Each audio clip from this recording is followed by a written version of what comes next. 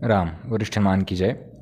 जिनको भी वरिष्ठ हनुमान आना है वो हर रविवार आ सकते हैं सुबह 11:30 बजे। 11:30 बजे से 12:30 के बीच आपको यहाँ पे पहुँचना है। रूबी हॉल मेट्रो स्टेशन के पास ये स्थान है पुणे में। और आना बहुत सरल है। आप अगर नीचे व्हाट्सअप नंबर जो दिया है उस पर व्हाट्सअप करेंगे तो आपको पूरा पता, पूरा सब एड्रेस ठीक से दिया जाएगा। हाँ, कॉल पे हम बात नहीं करते किसी से।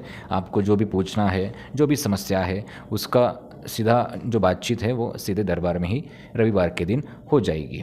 बाकी भी दिन हम मिलते नहीं, क्योंकि पूजा पाठ की व्यस्तता और बाकी सब जितने भी रविवार को लोगों की अर्जी लगी है, जितने भी रविवार को लोग आए हैं, उन सब की मनोकामना पूर्ति हेतु हम यहाँ पे पूजा पाठ में व्यस्त रहते हैं। इसलिए ज़्यादा फ़ोन का इस्तेमाल अभी यहाँ पे नहीं होता। आप जित व्हाट्सएप पे पूछेंगे तो आपको पूरा एड्रेस वहाँ पे दिया जाएगा। जो भी आना चाहते हैं आ सकते हैं। यहाँ पे जो हमारा स्थान है बहुत छोटा है, अभी आश्रम की वगैरह मंदिर की व्यवस्था है नहीं, तो यहाँ पे बहुत छोटा स्थान है। जहाँ पे हमारा निवास स्थान है वहीं पे यह स्थान है। और आज तक देखा गया है कि वरिष्ठ हनुमान के यहाँ पे जितने भी लोग अपनी मनोकामना के हेतु आए हैं, कोई भी हो वो इच्छा, वो उनकी पूर्ति हुई है। हर एक की मनोकामना पूर्ण हुई है, क्योंकि वरिष्ठ हनुमान जी के यहाँ किसी व्यक्ति विशेष की कृपा नहीं है। यहाँ पे हनुमान जी की कृपा है। यहाँ पे हनुमान जी की प्रत्यक्ष रूप में व्यवस्था है।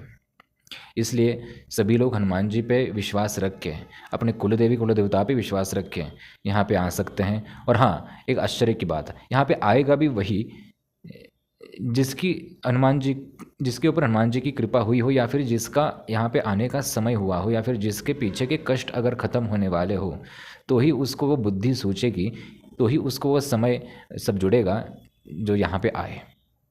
तो वही इंसान यहाँ पे आ सकता है। हाँ, आज तक जो भी लोग आए हैं कभी कोई खाली हाथ गया नहीं। जो भी श्रद्धा भक्ति भाव से यहाँ पे जिसने भी अर्जी लगाई, जिसने भी अपनी मनोकामना बोली, नियम का पालन किया, आज तक उन सब की मनोकामना पूर्ण हुई है। और यहाँ पे सब दरबार जो है, सब चीज़ें निःशुल्क होती है। किसी भी तरह का शुल्क आपसे नहीं लिया जाता। अगर स्वेच्छा से कोई दान धर्म करना चाहता है तो वो स्वीकार होता है, लेकिन किसी से भी पूजा पाठ के नाम पे, किसी विधि विधान के नाम पे, कथा के नाम पे, किसी भी चीज़ के नाम पे यहाँ पे पैसे नहीं मांगे जाते हैं। यहाँ की एक आश्चर्य की बात ऐसी है, लोगों का कहना ऐसा है कि जिन जिन लोगों ने भक्ति भाव से, निष्ठा से वरिष्ठ हनुमान की भक्ति की, हनुमान जी का नाम लिया, प्रभु श्री राम का नाम लिया, उनको प्रत्यक्ष रूप में वानर के दर्शन हुए हैं। स्वप्न में दर्शन होना ये अलग बात होती है, और प्रत्यक्ष में दर्शन होना ये बहुत अलग बात होती है। तो यहाँ का एक वैशिष्ट्य ये भी है। और यहाँ पे पूरे भारतवर्ष से और भारत के बाहर से भी लोग आते हैं।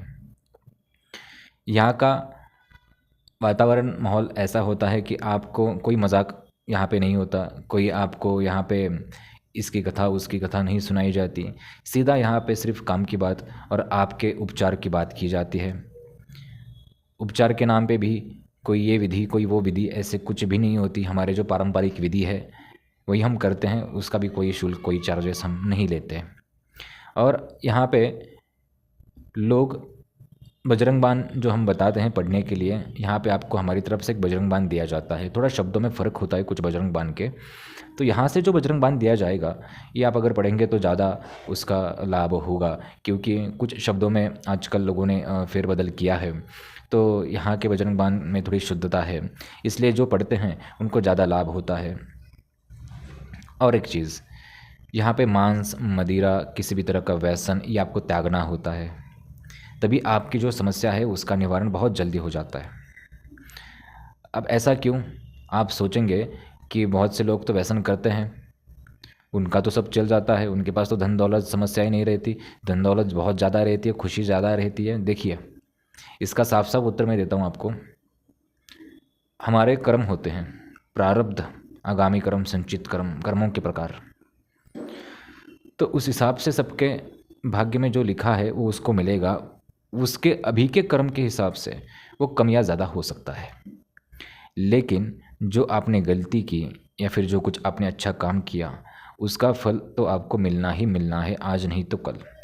और एक चीज़ ध्यान में रखिए, बहुत, मैं आपको एक गहराई की चीज़ बताता हूँ। आप अगर इस चीज़ को जीवन भर अपने गांठ बांध ले दिमाग में, तो बहुत सरल रहेगा आपका जीवन। देखिए, रास्ता तो हज़ारों किलोमीटर का होता है, लेकिन हमारी गाड़ी की जो रोशनी है वो 100-200 मीटर तक ही जा सकती है ज़्यादा से ज़्यादा।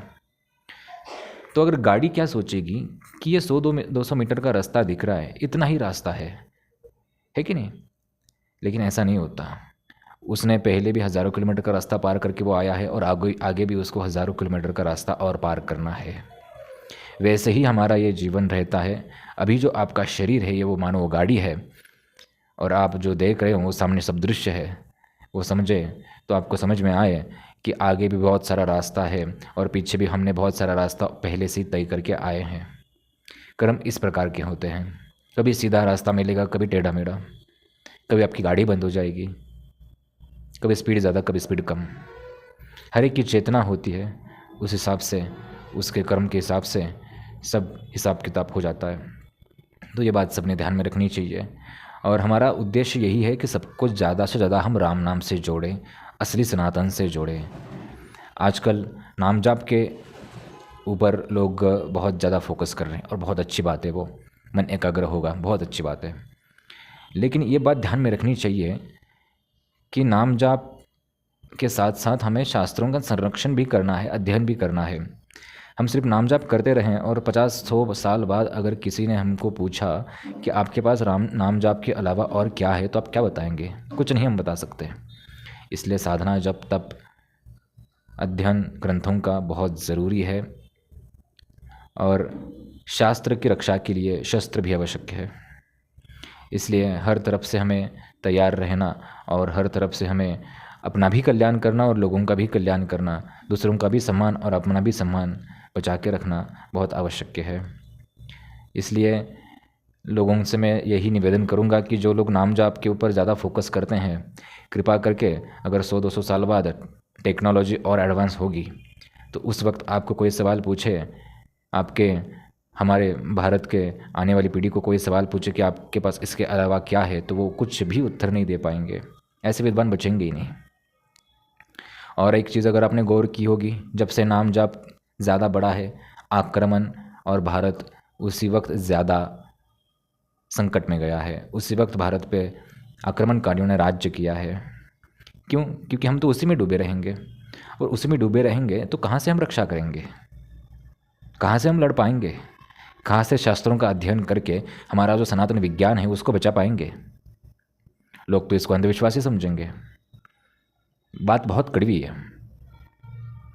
ये भी बात सत्य है कि ग्रंथों में लिखा है कि कलयुग नाम अधारा, बात एकदम सही है। लेकिन नाम जाप के साथ साथ हमें ग्रंथों का अध्ययन भी करना चाहिए, विधि विधानों की भी ज़रूरत है।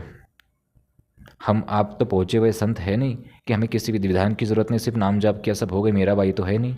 इतनी भक्ति आपकी हमारी श्रेष्ठ है नहीं, गृहस्थ लोग हैं। सुबह उठते तो दिमाग में चलता है लाइट बिल कहाँ से भरे, पेट्रोल कहाँ से डाले, EMI कहाँ से भरे। तो सांसारिक जीवन में अगर जीना है तो सब चीज़ें का तालमेल जुड़ा के हमको जीना चाहिए। तो ये बात मुझे लगता है सब लोगों को समझ में आई होगी, और वरिष्ठ हनुमान में जिनको आना है वो आ सकते हैं।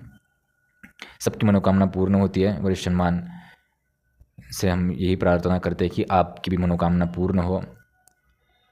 जिनको आने की इच्छा है लेकिन आ नहीं पा रहे हैं, वो थोड़ा राम नाम का जाप करके हनुमान जी से, वरिष्ठ हनुमान जी से प्रार्थना करें कि हमें आने का रास्ता बनाए, तो निश्चित रूप से रास्ता यहाँ पे आने का हो जाएगा और आप यहाँ पे पहुँच जाएंगे।